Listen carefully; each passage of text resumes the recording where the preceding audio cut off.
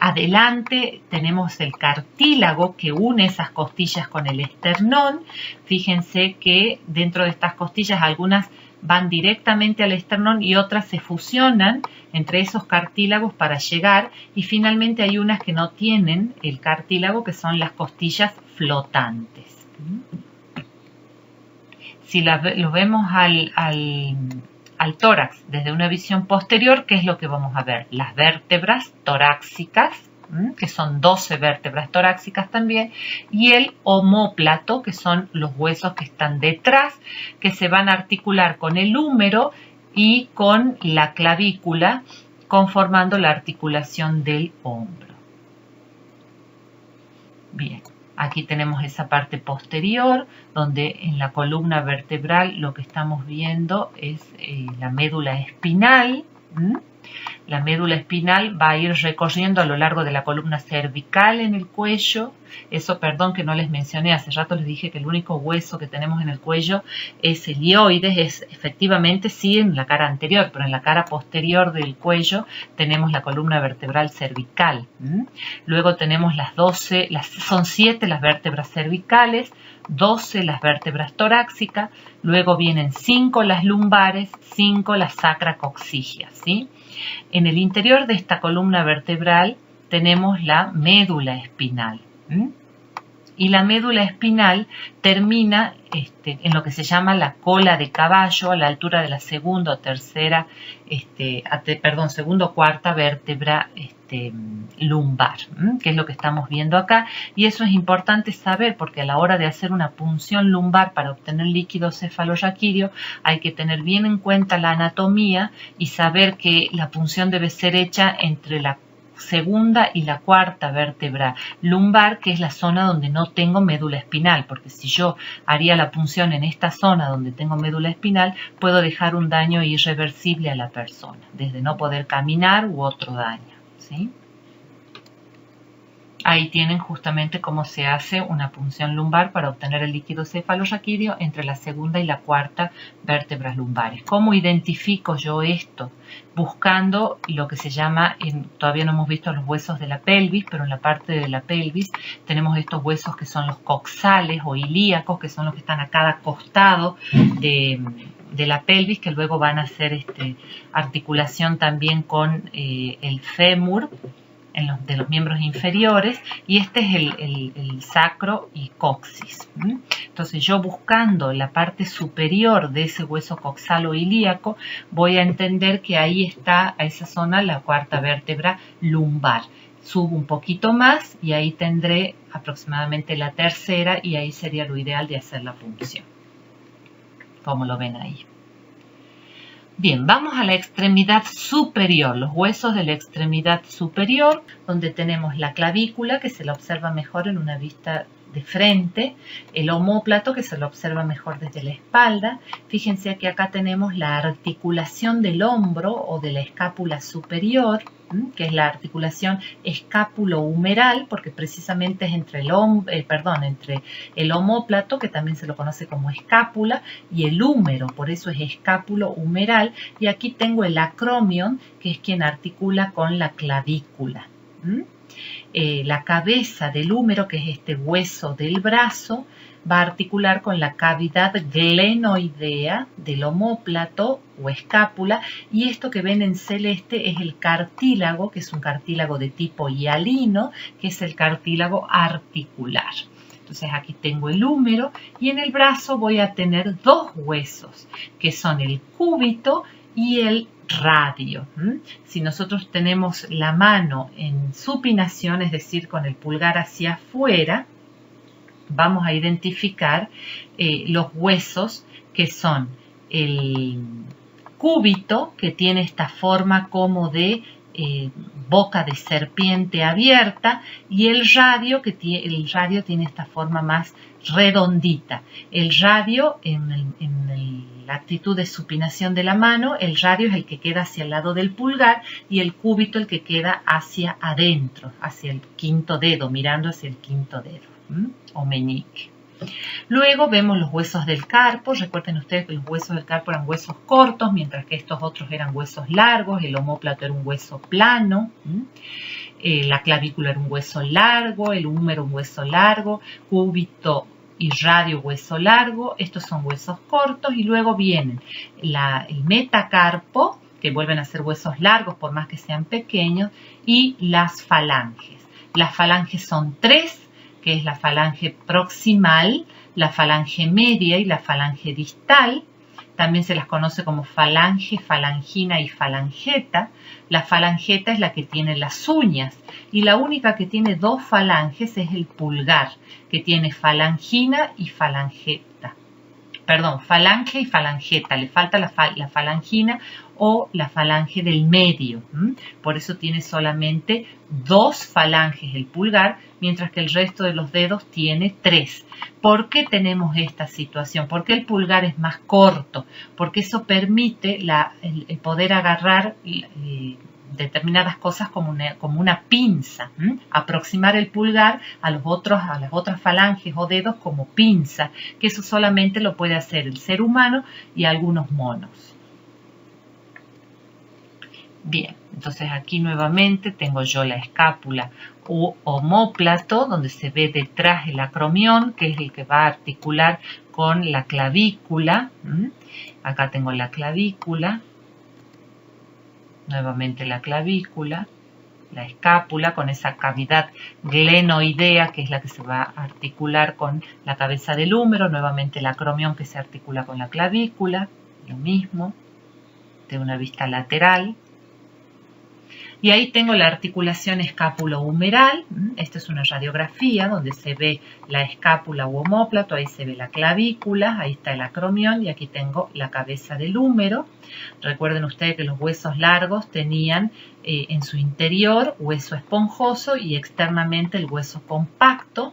Aquí tengo el cartílago que les decía que es el cartílago hialino, el cartílago articular, que lo que hace este cartílago es que no se desgasten las superficies óseas.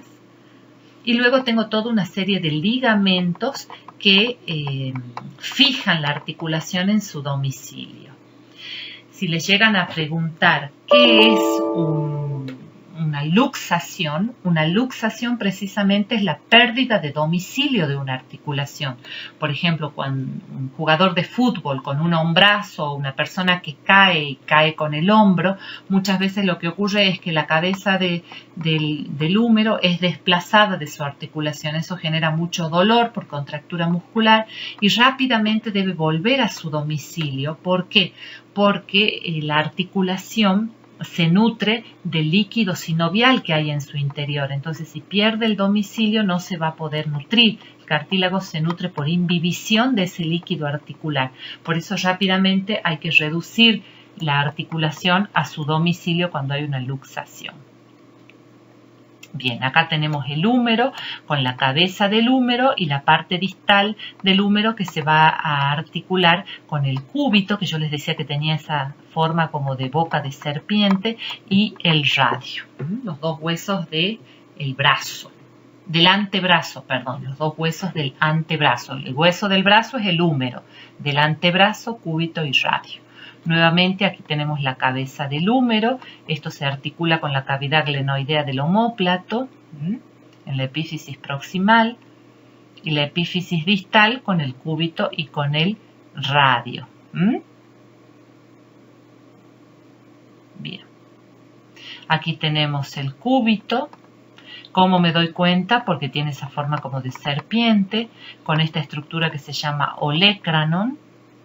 Y aquí tengo el radio que se va a articular con el húmero arriba y con los huesos del carpo en su extremo distal.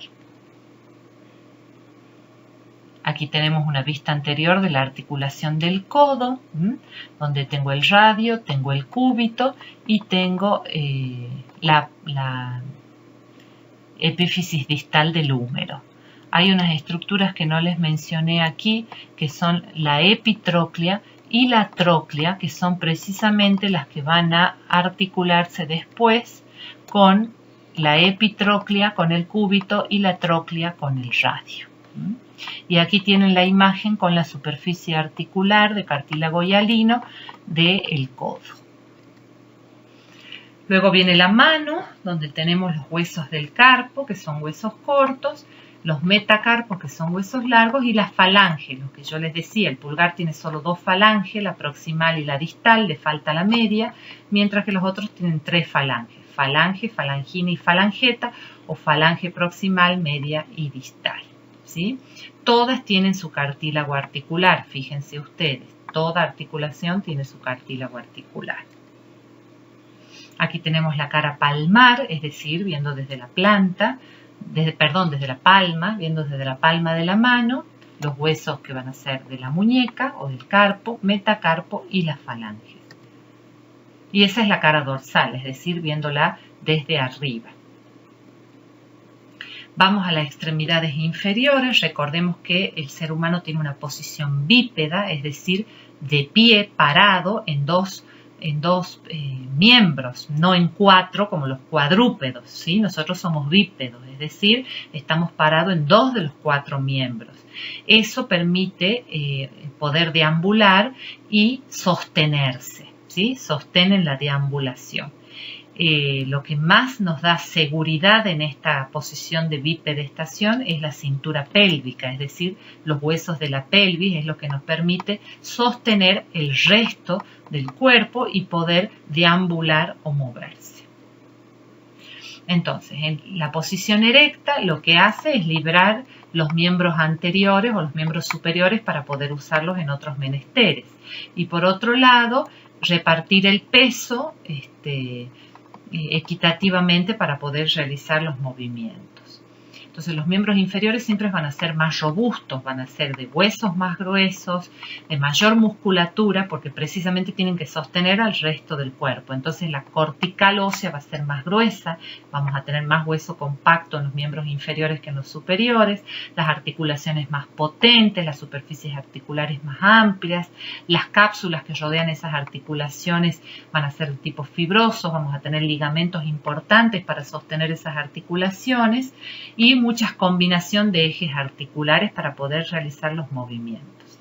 Entonces aquí tenemos los huesos del miembro inferior. Primero, esto es parte de la pelvis, con los huesos coxales o ilíacos, uno de cada lado, y detrás la columna vertebral sacrocoxigia. Estos son los huesos sacros que se fusionan entre sí y parecen un solo hueso. Y el coxis, que es el famoso huesito de la alegría, que lo tenemos en la parte más inferior de la columna.